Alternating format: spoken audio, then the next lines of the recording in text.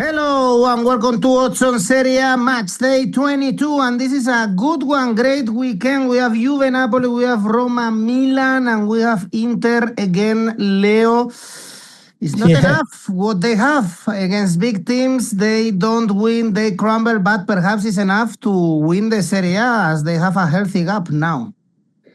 Yes, Edu, and that seems the issue with them. So far is the whole season, how many times we talk, big games, in this case, midweek against Arsenal, Champions League, they were not good enough, but in Italy, in Serie A, they seem to have taken a lead, which is going to be difficult for them to drop it in the coming weeks, Edu. I'm going to go into that when we go into Inter Pisa, but yes, it's a different story when they play the big games. But in Italy, so far, so good.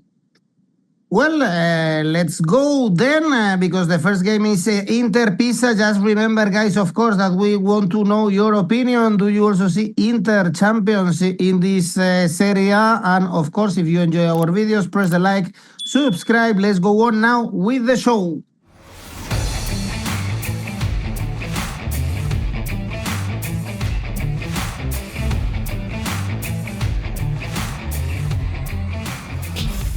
And the first game is indeed on Friday, Inter Pisa, the first against the bottom or co-bottom, together with Verona 1-0 against Udinese 1-0 against Lecce, far from brilliant. And then when they played a big team like they did again against Arsenal in the Champions League, they lost. This is the limit of this Inter, but I guess, Leo, this should be another win, perhaps not spectacular against a struggling Pisa, but Inter to win pays absolutely nothing. Yeah, 1.17 for Inter to win against Pisa. Going a little bit onto that Arsenal game, I still cannot believe how 𝐜𝐵𝐵𝐿 𝐻𝐿 scored that second goal, Edu. Because that, I don't know, if they go to halftime 1-1, who knows, maybe the second half could have been different. But incredible that after the effort of equalizing, that 𝐻𝐿 scored. Yes, we know how good Arsenal is on set pieces, but the way he managed to find the header between, I don't know, 3, 4, 5 Inter players, it was just a little bit unbelievable.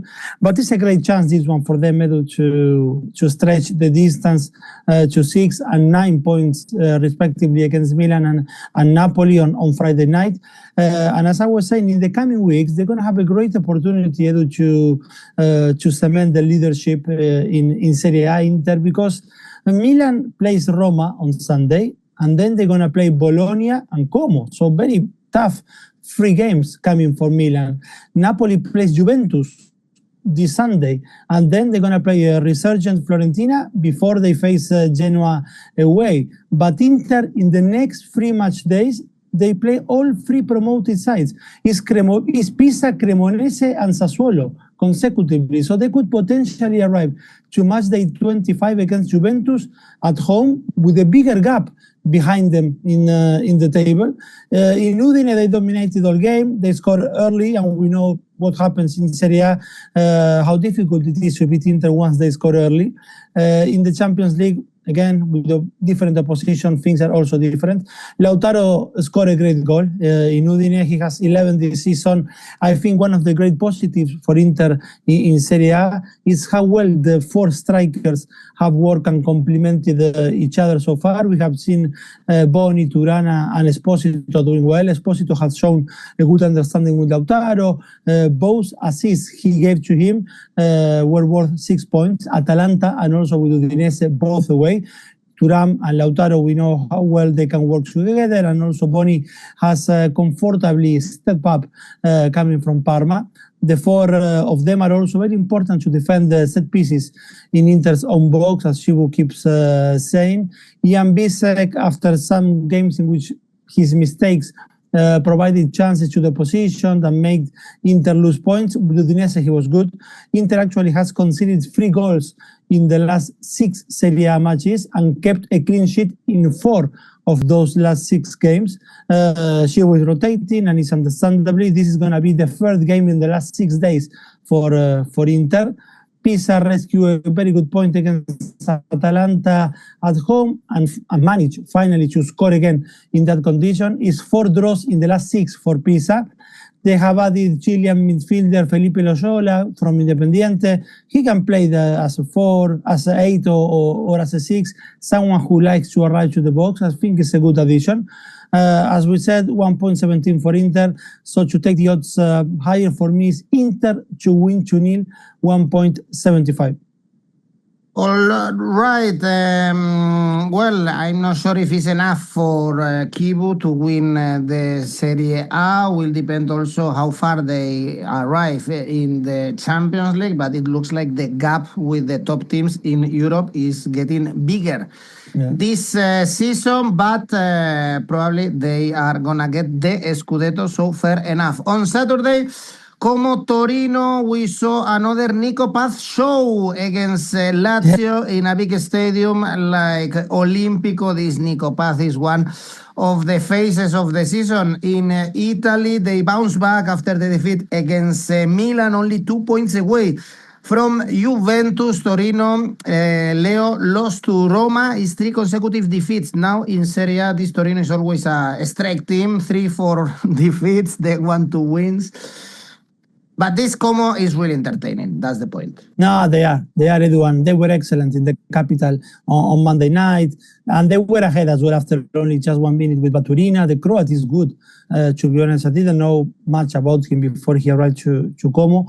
And I like what he's doing. His goal actually was a nice one as well. He has flair. He's combinative player, as he's shown in the way he set up 𝐵𝐵𝗀𝐻 for the third goal. Como played without a striker against Lazio with Baturina, 𝐵𝐵𝗀𝐻, and Jesus Rodriguez taking away any reference to Lazio center backs who were all game worried, like should I stay or should I go?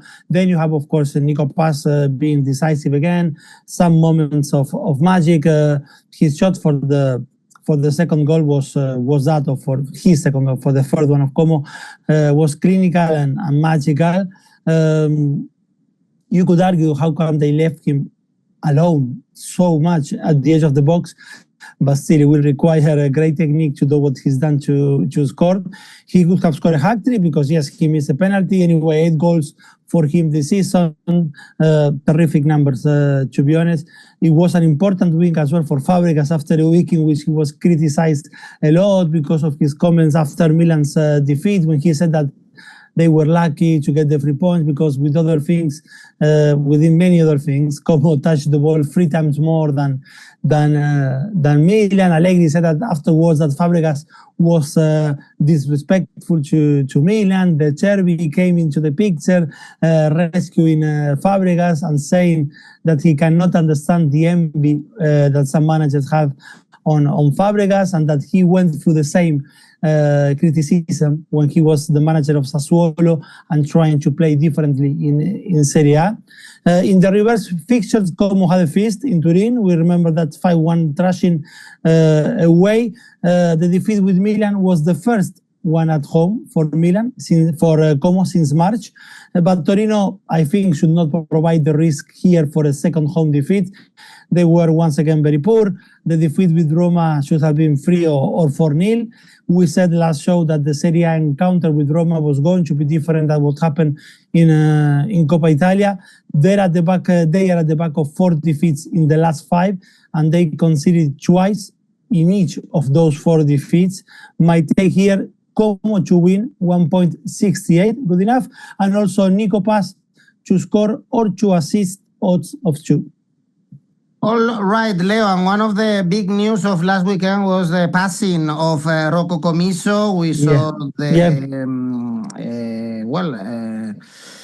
how every team in Serie A respected a minute of silence, of respect for this big legend in Italian, in US football, also businessman, and especially for Fiorentina. And good days apart from this for Fiorentina, because they are finally out of the relegation spots. This great news, level on points though with Lecce after beating Bologna. It was a brilliant game for Fiorentina. They could have scored even more goals. It's only 1 defeat in the last 6 games, including draws with Milan or Lazio. So Now the bookies trust them. Do you trust them also to beat Cagliari? Cagliari also coming from a massive win against Juventus at home. Yes, but there were two different wins, no, Edu? Because Cagliari got very lucky in terms of like Juventus deserve much better than to lose that game, and Fiorentina did very well against Bologna away, and I agree they could have scored even more than the 2-1, and it was finally a match day in which they managed to get it out of the red zone, taking the advantage of Lecce's defeat against Inter, and it was an emotional afternoon night there in Bologna, as you mentioned, because of 𝐿𝐿𝐴 passing away. In the last year, they had to deal with big things, this squad, Edu. I think sometimes we shouldn't forget that when we think about the results, so we should put that into context. I remember first thing that comes to my mind as well is Liverpool this season, having to deal with the passing of Diogo Jota, and Fiorentina had to deal with Eduardo Siles' heart attack last season. Eduardo Siles, who is about to sign for Watford in England Championship, and now the passing of their president. They show great character in Bologna. They were impressive in the first half, controlling the game, taking their chances. In the second half, they lack probably a little bit of game management, but overall, a good performance. 𝗻𝗂 was again needed to rescue his teammates in the last 15 minutes, and especially on added time, because Bologna scored the 1-2 with just 2 minutes to go. 𝗻𝗂 was one of the most emotional after the game. He had a very good relationship with 𝐿𝐴𝐵. For Fiorentina, it's 12 points in the last 18 at play. And a win will take them over Cagliari in the standings, something that we could not foresee a month ago.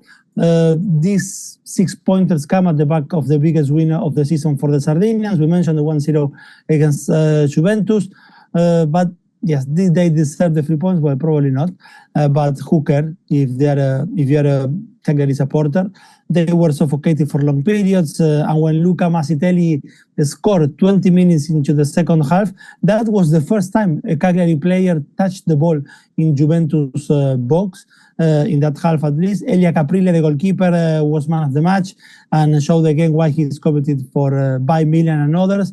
It seems that teams from Turin are the perfect prey for Cagliari, at least because they won with Torino. They won against Juve. They did the same against Torino. So away from home, Cagliari won a 6-pointer already against Verona. But after that, they took just 2 points against Verona, Cremonese, and Genoa. So the odds on Fiorentina are good on their own, 1.65. But I will take Fiorentina to win combined with goals under 3.5. These two together, odds of 2.14. Yeah, a bit low actually, in my opinion, going only for Fiorentina to win. Smart bet is being very risky, and also they don't see goals, Leo, but in this case, under 1.5 goals. So only one goal is 3.55. Fiorentina now seeing the end of the tunnel, and they put in the relegation spots Lecce, playing at home against Lazio. They are in a really bad run. They lost both games in Milan against Milan and Inter last week, 4 consecutive defeats. It's only 1 point in the last 6 against Juve. And Lazio also looking really, really bad. It's only 1 win in the last 6 games. They were defeated 3-0 against Como, Leo, but it could have been even worse. It was awful for Lazio. Yes, absolutely. And to be honest, it's a dreadful moment for both. With those 4 consecutive defeats for Lecce, just one goal scored despite the huge effort in San Siro as well in those 4 consecutive defeats. And Lazio, yes, I absolutely agree, it could have been 4 or 5-0 against Como. 8 points taken out of the last 24 in play for Lazio. They keep losing players. Now the goalkeeper Christopher Mandas, who left for Bournemouth on loan with an obligation to buy for almost 20 million euros. Talking about Lazio's goalkeeper, is very telling that on the night they were trash 3-0. The MVP for them was 𝗀𝗻𝗄𝗏𝗀, who even saved that penalty against Nico Paz. Sarri started 2 of the new faces, Rádko as a striker and Taylor in midfield. I think the verdict is clear, not good enough to think they will take Lazio to another level, not on the same level at least of Guendouzi and Castellanos, these players that came to replace them. Matteo Cancellieri, with all the talk about his potential move to Brentford, has not been performing also at his level for weeks and was replaced in the second half. Sarri looks demotivated, took ages to make changes on Monday, and his team was sitting deep from the start, even after they fell behind with just 1 minute on the game. The only positive is Nicolo Rovella added some minutes after a long period out injured. He could be key in midfield for Sarri and for Lazio, but it will take time for him to get the competition rhythm needed to perform. Lecce managed to resist for how long? 75, 76 minutes in San Siro. It wasn't anyway, which is good, a low block performance for them. They tried at times to press Milan, but the problem is the same all season. They cannot create enough to score enough. It's just 13 goals scored all season. Also, Lecce conceded almost half of the total goals this season in the last 15 minutes of the game. So basically, they can keep the focus, the concentration for 75 minutes, and then they go down at the end of the game, and that happens in San Siro as well. At home is 3 consecutive defeats for them. And despite the mediocre season of Lazio, this is the type of game that they show they win this season. Look, 3-0 away to Genoa, 1-0 away to Parma, 1-0 away with Verona, and a draw with Pisa. That's why my take here is Lazio to win, odds of 2. Well, yeah, Lecce looks even worse, of course, than the Lazio. Let's see if they are able to grab a point, but with 13 goals only, is very difficult to get safe in this Serie A. For Sunday, we have Sassuolo, Cremonese, 2 of the teams that are newly promoted. They started the season brilliantly, but both are going down and down in the table. Both are winless in the last 7, 6 points away, both of them for the bottom 3. So they cannot relax too much, Leo. Yes, Edu, this is actually, that's why an interesting one, because week after week, we keep looking at the table and we always come to the same conclusion that they both, Sassuolo and Cremonese, they look fine. But week after week, the distance with the red zone keeps reducing, and now it's 6 points. Of course, there are caveats, like, for example, between them and the relegation zone, we have another 5 teams. And Matchday, after Matchday as well, there is a growing feeling, at least for me, that Pisa, Verona and Lecce will be the ones to say goodbye to Serie A in May. But Cremonese and Sassuolo, they need to rediscover some form quickly. For Sassuolo, the defeat with the Milan extends their warring run to 7 games without a win, as you mentioned, Edu, with 4 defeats, the last 3 consecutively for them. They failed as well to score in any of those 3 defeats as well. But as well, it's fair to say that those 3 defeats happen against Juventus, Roma, and Napoli. But starting with Cremonese is like a new league starts for the Nero-Verdi, because after them is Pisa, and then they will face Udinese and Verona, with Inter sandwich in the middle. And for Cremonese, the story is partly the same as well. 7 games without a win, 4 defeats like Sassuolo. In those 7 games, they scored just twice, and that was in 1 game, in the 2-2 against Cagliari. For Davide Nicola's side, the last 4 outings saw them losing 3 times and conceding 7 goals. Looking at how they arrive at the goals, look, I think, yes, the goals under 2.5, looking at how they both arrive, probably is the first intuitive thought that happened to me, at least. But then you look at the reverse fixture, Edu, and you find the 3-2 with for Cremonese, or you look at the recently Lecce Parma, which was as well 1-2 goals under, and in the end ended up being goals over 2.5. Genoa Cagliari, the same. Probably you think goals under, and it was goals over 2.5. Cremonese Genoa, another one that you may think, oh, it's going to be goals under, and it ended up being goals over 2.5. So I'm taking that route as well in this Sassuolo Cremonese for me is goals over 2.5, odds of 2.14. Next game also on Sunday is Atalanta-Parma. Atalanta defeat against Athletic in the Champions League. It's very important to remind our users, of course, our viewers, that we have Champions League next week, also Europa League.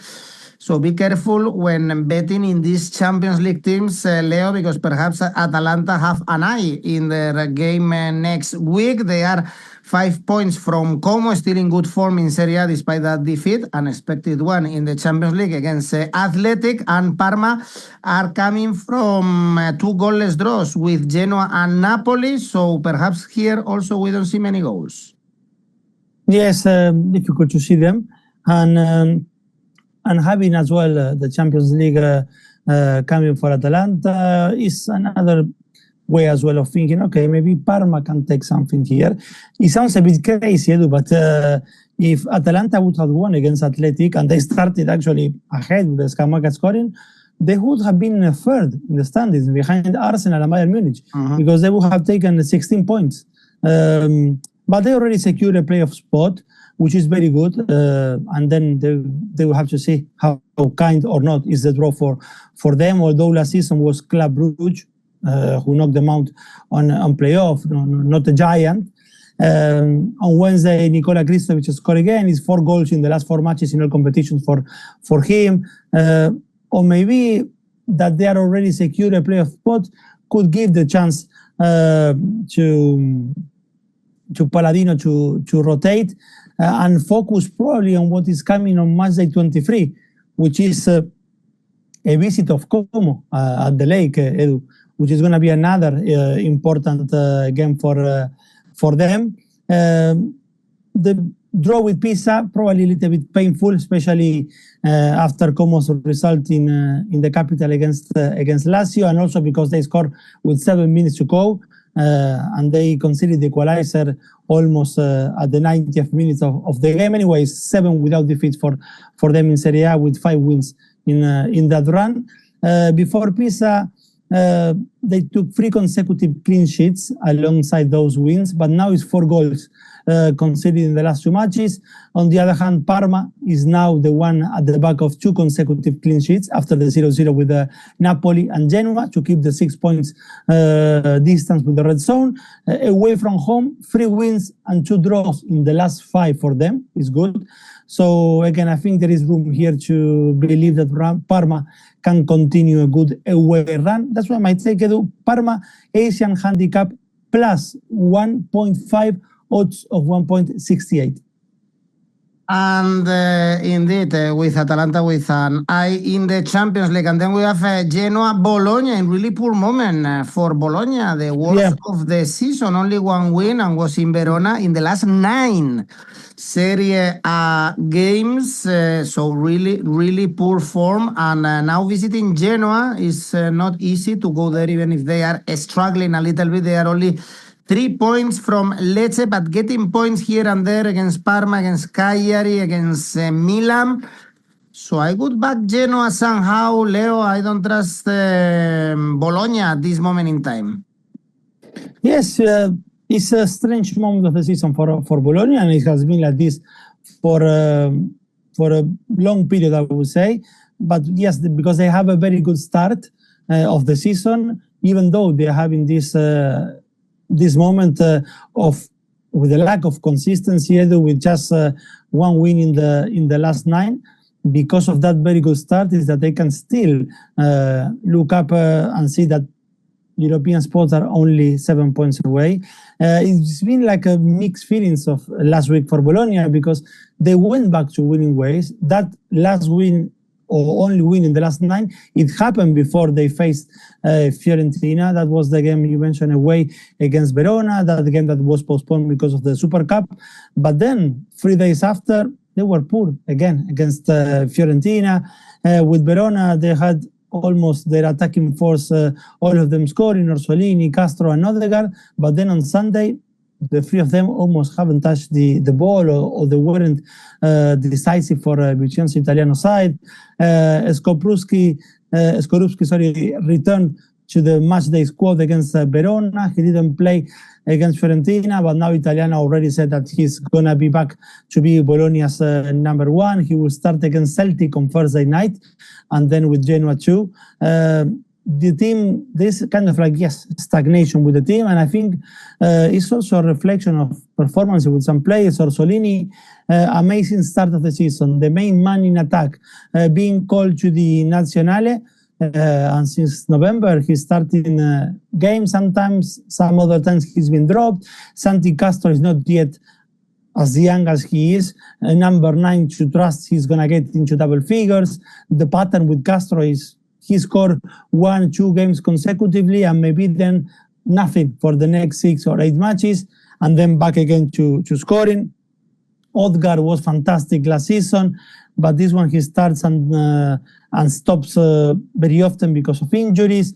Benjamin Dominguez was not given many chances this season. There was a speculation he will leave actually in January, although he will probably start with Celtic, and if he does well, Italiano may use him on Sunday. But because of those very good first months in the competition, and despite just one win in the last 9, I will repeat, they're not too far away from European spot. And now they're going to visit Genoa side that lost just one of the last 6. They are 3 points above Lecce, but I do believe they're well equipped to fight them off in terms of the relegation battle. After they won 3-0 against Cagliari on Matchday 20, I mean, De Rossi was probably right to feel a little bit deflated with the 0-0 at the Ennio Tardini, but I think it wasn't a bad result for Genoa.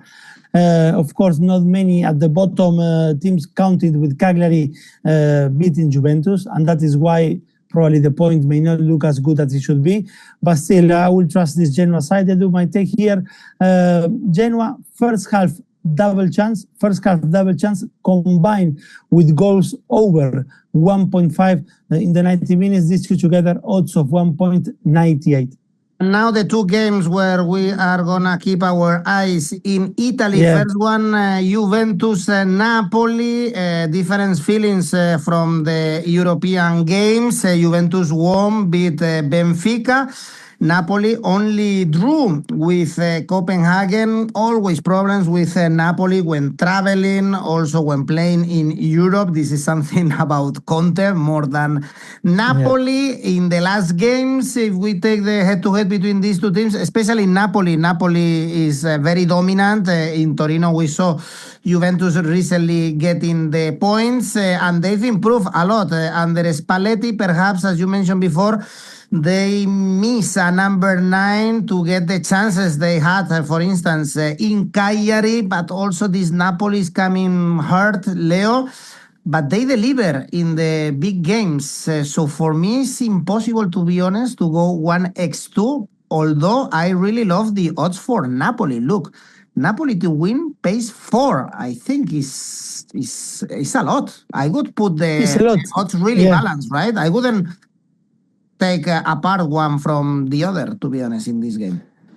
Yes, absolutely, Edu. And to be honest as well, at the same time, it's strange because it's a game in which the draw, you won't have value, neither for Juventus or Napoli, because Inter is playing Pisa on Friday. And unless a huge surprise happens of Inter dropping points, then a draw for Napoli won't have any value in Turin. And for Juventus, considering that Milan plays Roma, who is fighting with them for 4th spot, then a draw as well won't have much value. But to see them so much apart on the odds, it's strange. So it's a little bit, I wouldn't say like a toss coin, but there is more parity that I see on the odds.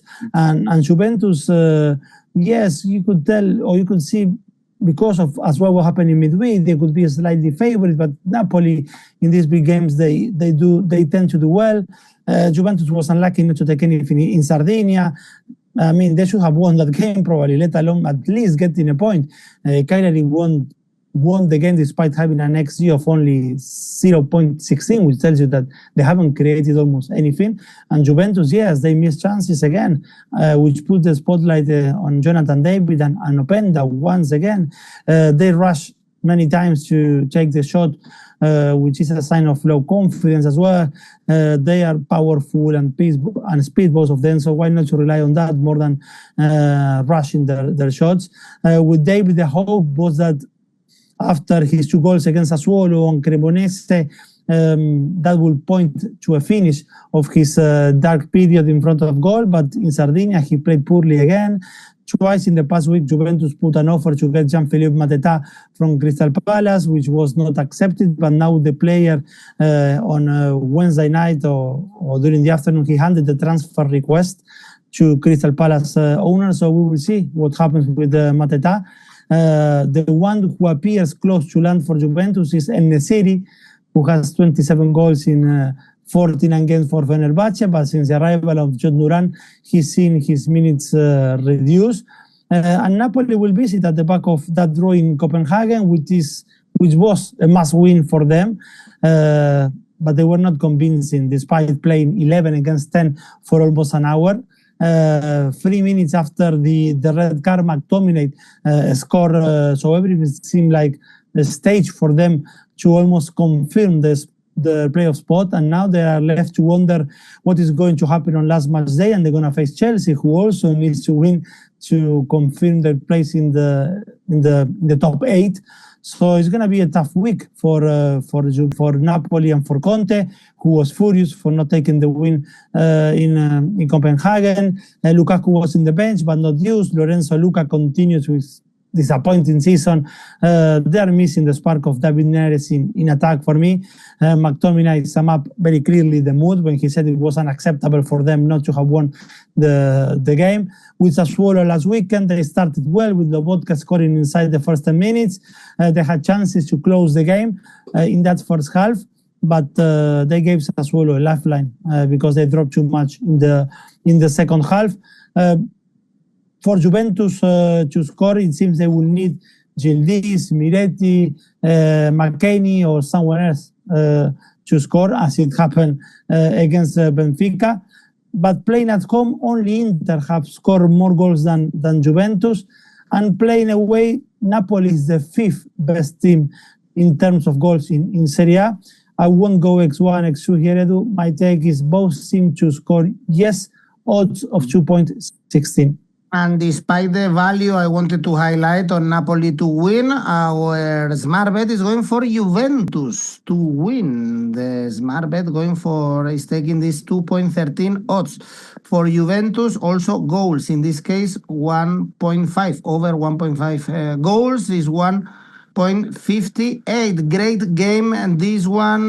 Now Napoli cannot make another mistake. Any defeat would mean saying goodbye to the Scudetto fight. Last season was a goalless draw in Torino. Remember last season when Napoli, of course, won the title. And another great game, in this case, in the Olimpico. Roma, Milan, only 4 points between these two teams. Yeah. Now Roma in the top 4. It looks like the new signing, Milan, has landed really well in the capital, scoring 2 goals, 1 disallowed in the win in Torino. Also Dybala guiding as always. In the reverse fixture, we saw Milan winning, probably undeservedly, against Roma. And Milan had a good week, Leo. First they are resting, and Roma are playing on Thursday, and then they beat Lecce, and especially 𝐿𝐵𝐵𝐿𝐵 when we didn't trust them. Yes, it's been a very good last 72 hours last week for Milan with those 2 consecutive wins, Edu. But positive as well was the weekend for Roma. I enjoy, after a long time, watching them again, to be honest. Was a very good performance, dominating Torino from start to finish.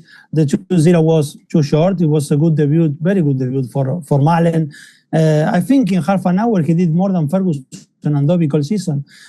He created himself a chance, but couldn't find the target, or the goal was disallowed. Then he hit the post, and then he scored. All of that in half an hour. That's it. That's amazing signing already. There was also a good link-up play with Dybala. Dybala also scoring a beauty in the second half. 𝐜𝐿𝐴, who missed the last month because of injury, was back in the right wing-back position, and he lifted the team on that side.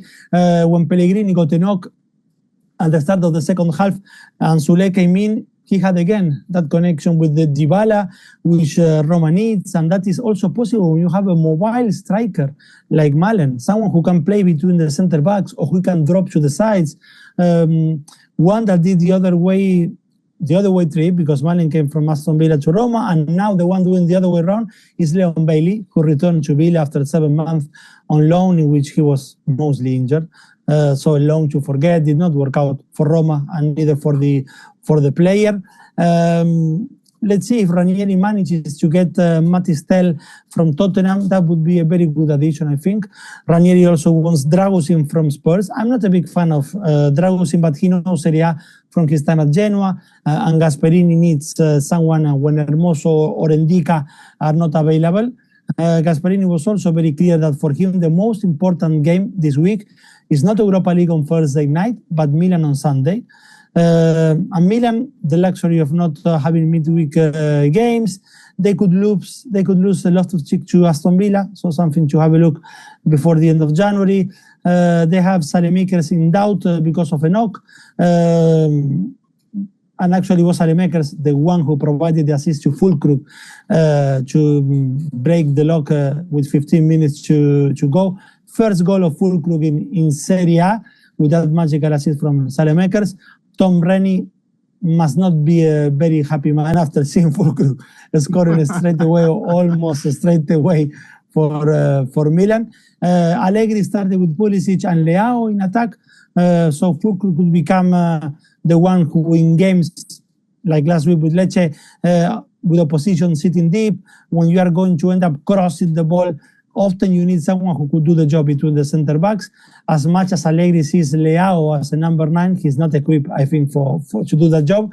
The question could be if 𝗀𝗏𝗏 could play alongside both Pulisic and Rafa Leao from the start, or if that will risk unbalancing the team. And knowing Allegri, I think the answer probably is not. We're not going to start the three of them together. I do see Roma favorite here, as with the bookies, Edu, especially playing at the Olimpico. That's why my take here is Roma double chance combined with goals over 1.5. These two together, odds of 1.94. Let me take a look also here at our smart bet tool. Yep. Here is going for double chance. In this case, not X. So either Roma or Milan to win. I don't like this double chance, to be honest. Is 1.4, and then goals over 1.5 goals or over 2.5 goals. Over 2.5 goals, odds are 2.27. In case we see goals at the Olimpico, last season was 3-1 for Roma. At the Olimpico, and also in our memory, of course, that tie in the Europa League where Roma won a couple of years ago. And for Monday, we have Verona, Udinese. Verona now bottom of the table together with Pisa, despite the draw against Cremonese, winless in 6. Udinese lost to Inter, and it's only one win in the last 6. I guess here, if we want to make some money, Leo, draw, under, these are the options. Draw. Yes, and I will be pointing most likely to a draw. If there is something they have in common, at least Verona and Udinese, is that they both took points from Napoli. Udinese won their home game against them, and Verona managed to draw away. Verona stopped at least the road last weekend against Cremonese with a point, which wasn't very useful in the end because they're still bottom of Serie A, and they lost 4 of the last 6. Once upon a time, at the beginning of December, they managed to win 2 consecutive games with Fiorentina and Atalanta, but difficult to predict something like that could repeat for Verona. Or let's put it this way, if it's going to repeat something like that they can win, or they manage to win 2 consecutive games, it needs to happen now, because look at the coming fixtures for Verona. After Udinese, they're going to play Cagliari, Pisa, Parma, and Sassuolo. So much of their fate is going to be decided in the next 4 weeks, Edu. For Verona, Serie A starts, if you don't want this Sunday, the following week. They could take a positive result against Udinese. Well, yes, they can, because Udinese is at times one of the most unreliable teams in Serie A, because there is something which they can escape. They won't be relegated. They won't, of course, but they won't be fighting for anything above them. So it's not even February, and they're already in that limbo, Udinese, probably planning holidays already for next summer. So book is pointing to a draw here, and I'm inclined for the same, Edu. That's my take, draw, 3.1. Indeed. Well, this is it, guys, for our Serie A video with a lot of great games. In Italy, Juve, Napoli, Roma, Milan. Let me know in the comments who are you backing, and also you can post your tips in Oddspedia and participate in our tipster competitions, and of course check out Rivals, where you can create your own tipster competition. Leo, your safe bet, if there is any this weekend, is a tough one. Yes, well, I went for 𝐿𝐴 Torino goals over 1.5. We need 2 goals, odds of 1.33. And your ACCA? 𝐿𝐴 to win, Parma Asian handicap plus 1.5, and Roma double chance combined with goals over 1.5 in that game with Milan. These 3 together, odds of 5.47. Thank you, Leo. See you next week. Bye-bye.